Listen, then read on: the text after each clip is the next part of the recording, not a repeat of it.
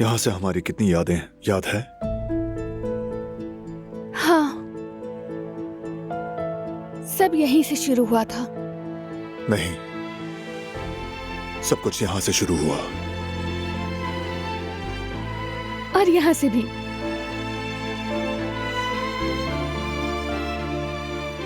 बेटा, देखो ये वही जगह है जहाँ तुम्हारे बाबा ने मुझे प्रपोज किया था। तुम्हारे बाबा ने सरप्राइज के चक्कर में मुझे डरा ही दिया था। अगर चाहो तो हमारी पहली मुलाकात भी सुना दूं?